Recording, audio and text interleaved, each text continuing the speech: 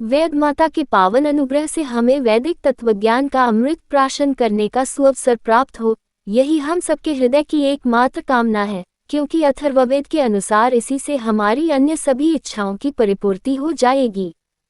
स्तुता मया वरदा वेदमाता प्रचोदयन्ता पावमानी द्विजानामायु प्राण प्रजा पशु कीर्तिन्द्रविन ब्रह्मवर्चसम मह्यम दत्वा व्रजत ब्रह्मलोकम। मैंने वरदायिनी वेद माता की स्तुति की है। ये हम सबको पवित्र करने वाली है। हमारी प्रार्थना है कि यह उन सबको पवित्र जीवन जीने की प्रेरणा प्रदान करे जो मानवीय संस्कारों से संपन्न हैं। ये हमें लंबी आयु, प्राण शक्ति, श्रेष्ठ संतानें, पशु समृद्धि तथा ब्रह्मतेज प्रदान करे और अंत में ब्रह्मलोक की प्राप्ति कराए। अथर्ववेद के अनुसार वास्तव में गायत्री ही वेद माता है। इस गायत्री मंत्र से हम सभी सुपरिचित हैं, जो इस प्रकार है। ओम भूर्भुव स्वः तत्सवितुर्वरेण्यं भर्गो देवस्य धीमहि धियो यो न प्रचोदयात्। मंत्र का सामान्य अर्थ इस प्रकार है। हम सभी सवितु देवस्य सबको प्रेरित करने वाले देदीप्यमान सविता सूर्य देवता के तत् उस सर्वव्यापक वरेण्यम वरण करने योग्य अर्थात अत्यंत श्रेष्ठ भर्ग भजनीय तेज का धीमहि ध्यान करते हैं। यह जो न हमारी ध्येय बुद्धियों को प्रचोदयात् सन्मार्ग की दिशा में प्रेरित करता रहता है।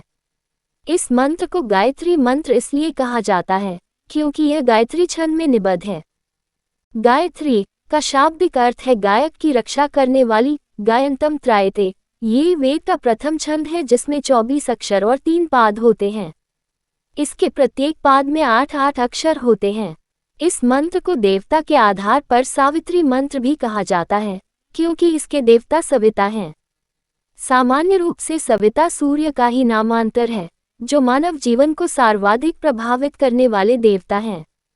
अधिक गहराई में जाने पर सविता को सूर्य मंडल के विभिन्न देवों में से एक माना जा सकता है। गायत्री मंत्र हमारी परंपरा में सर्वाधिक पवित्र और उत्प्रेरक मंत्र है। इसका जप करते समय भगवान सूर्य के अरुण अथवा बालरूप का ध्यान करना चाहिए।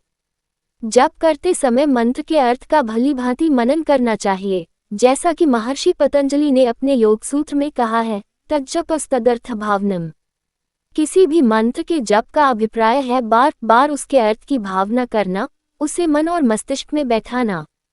किसी न किसी संदर्भ में यह मंत्र चारों वेदों में प्राप्त हो जाता है।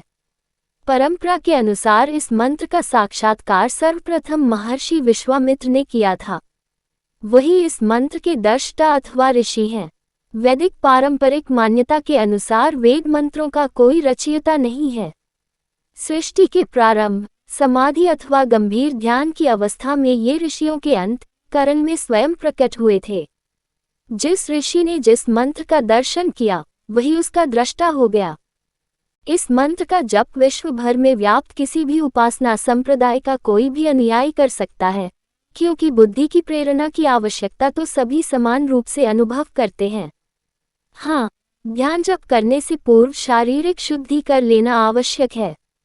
किसी भी वेद मंत्र का उच्चारण करने से पूर्व ओम का उच्चारण करना आवश्यक है।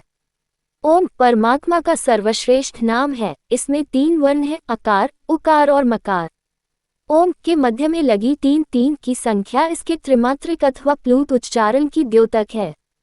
स्वरों के ह्रस्व और दीर्घ उच्चारण से हम सभी परिचित हैं, लेकिन वेद में इसके आगे प्लूत उच्चारण की व्यवस्था भी है। ह्रस्व स्वर के उच्चारण में यदि एक मात्रा का काल लगता है तो प्लूत में 3 मात्राओं का काल लगता है। ओम अथवा ओकार भी विश्व के प्रायः सभी धार्मिक मतों में किसी न किसी प्रकार से विद्यमान है। भू, भूव और स्व ये 3 महाव्याहृतियां हैं। ये तीनों शब्द क्रमशः पृथ्वी, अंतरिक्ष और स्वर्ग अथवा द्युलोक के वाचक हैं।